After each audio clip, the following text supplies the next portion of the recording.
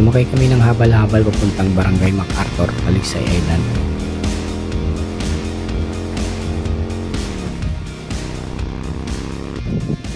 Kakaiba yung mga bato dito, parang ano eh, parang may kuweba. Grabe, ang ganda ng tanawin. Kita ang karagatan, bundok at paligid ng isla. Sobrang peaceful at relaxing.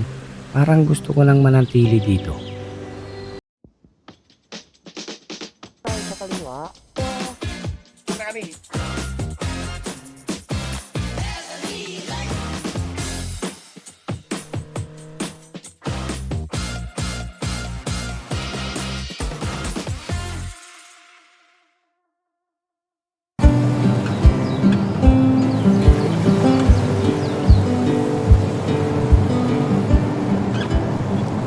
Magandang araw mga ka-travel.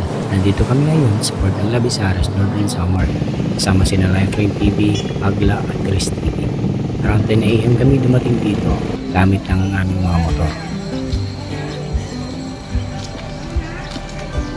Pagdating namin sa port, pahinga muna kami saglit at nagtanong-tanong kung saan pwede kaming sumakay papuntang Beriay.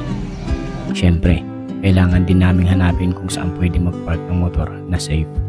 Overnight pa naman. Buti na lang nakahanap kami ng free parking sa may bandang unahan. Maraming motor, may bubong, at may bantay pa. Safe na safe. At ang bayad, 50 pesos lang bawat isa. At pwede pang iwan ang mga helmet sa loob ng bahay nila. Sulit at secure. Hi everyone, I'm Summer Traveler and we are heading to Berry Island. So iniwan muna namin yung mga motorcycle namin doon sa yan sa kabila ko. Pagkatapos naming mag-park, naglakad-lakad muna kami papunta ng Pamboteria. Habang naglalakad, may nakasalubong pa kaming followers namin na papunta rin ng Beri. Siyempre, picture muna, kunting kumustahan bago biyahe.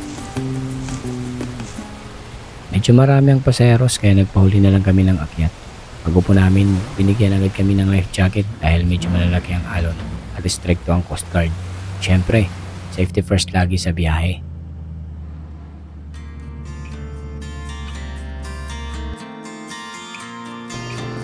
Habang papalayo kami, kitang-kita ang mga isla sa paligid. Dahil halos isang oras din ang biyahe, napaidlip muna kami ni Agla habang sina Lifeline TV at Chris TV ay abala sa pagkuha ng mga video. Sa gitna ng biyahe, may nadaanan kaming isla na may napagagandang beach. May diving area pa silang gawa lang sa kawayan. Ang saya ng mga naliligo roon. Paisip tuloy ako. Sarap siguro maligo dyan.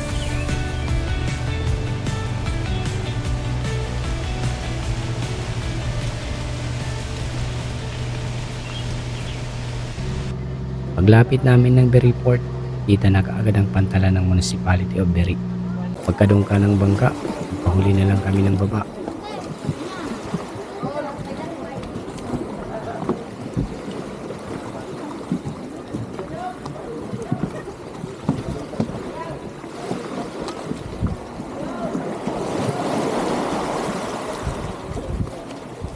Pagkaakyat ko ng hagdan, ayun, nauna na pala si Lifeline TV at Agla.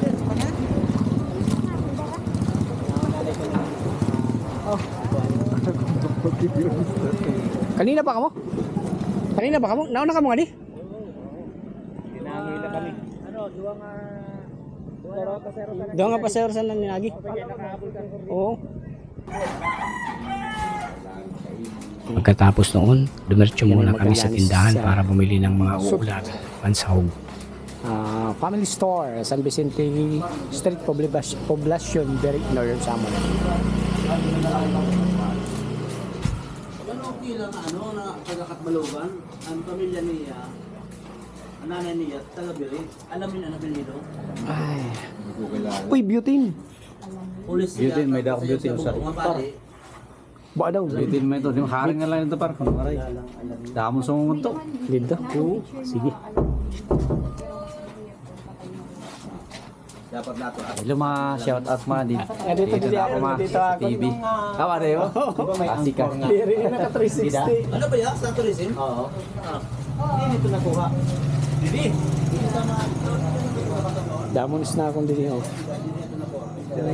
Mahal ito, bilabot pa. Mga snacks.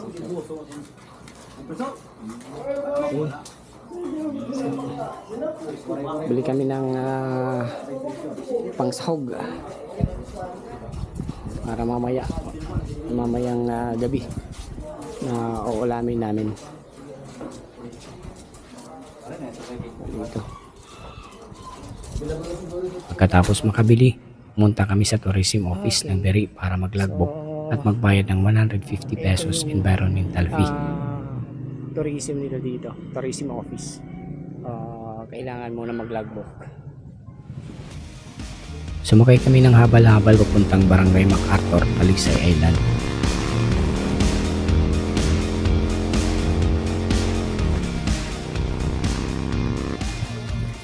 Pagdating doon, naglakad na lang kami papunta sa Sitio Pugon. Kahawas pala naman habal-habal. Magbabaktas na lang kami. Hiking naman, hiking. Bukaton naman kami, bukaton. Para may iba naman. Habang naglalakad, kwentuhan muna para iwas pagod. Nadaanan pa namin ng mga mangroves na sobrang ganda.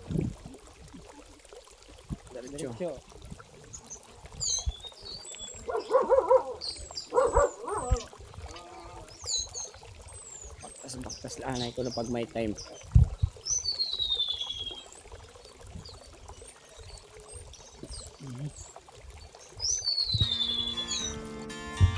Sa gitna ng bundok, nagpahinga muna kami saglit. Tapos tuloy ulit sa paglalakad. Dito, si Lifeline TV na ang kumuha ng camera. Siya na ang nag-video at nag-explain sa pupuntahan namin. MacArthur ba to? Or sa Canpipi? Basta nandito kami ngayon sa Biri Island. Nag-adventure. Kasama natin siyempre ako. Kami rito ni Summer Traveler. Siyempre. Lifeline TV. Si Agla sa unahan. Ay mga kasama, wait, kapitan ko kasama si Kuya Rick TV. Ayos, diba? Mamaya papakita namin yung mga magagandang view dito sa Biri Island. This is beyond Biri Island's rock formations na tinatawag nilang iconic rock formation. Actually, kasama na yan sa UNESCO. UNESCO ba yun? Yung international kuan ng pagpo-protect ng mga pagpe-preserve ng mga kuan, mga tourist spot, diba? Heritage. Parang ganun. Okay guys. Andito na tayo ngayon sa Sitio Pugon. Mga ilang oras na kami naglalakad dito, maghahanap kami ng mapipwestuhan namin. Yun, may mga kayak ano? Oo. Ito, tapos may nakita kami dito mga rock formation na parang kuweba. Pwedeng pag-anuhan. Yun guys, oh. Buwan ko kung klaro dito sa ano, sa camera natin. Ayan, oh.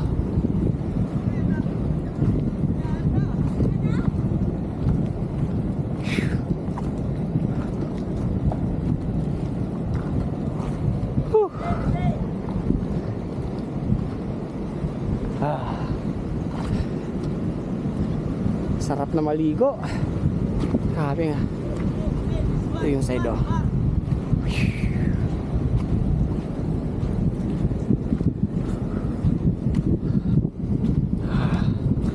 Oh, hindi pwede ni. Kakaiba yung mga bato dito, parang ano eh.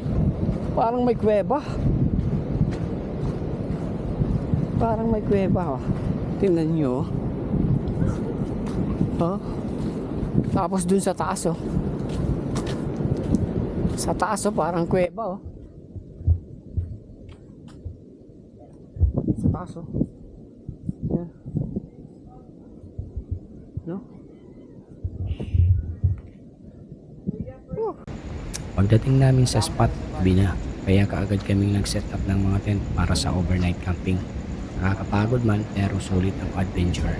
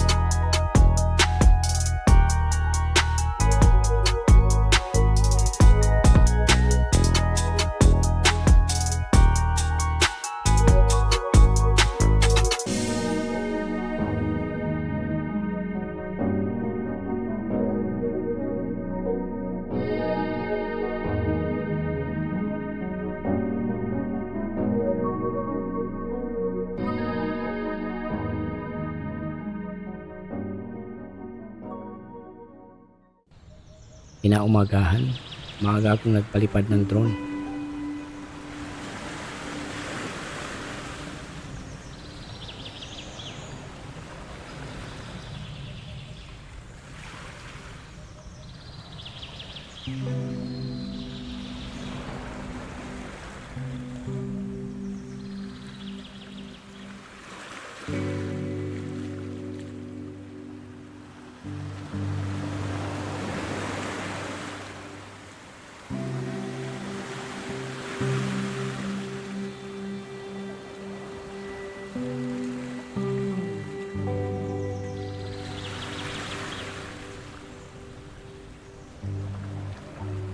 Grabe, ang ganda ng tanawin. Kita ang karagatan, bundok at paligid ng isla. Sobrang peaceful at relaxing. Parang gusto ko lang manatili dito.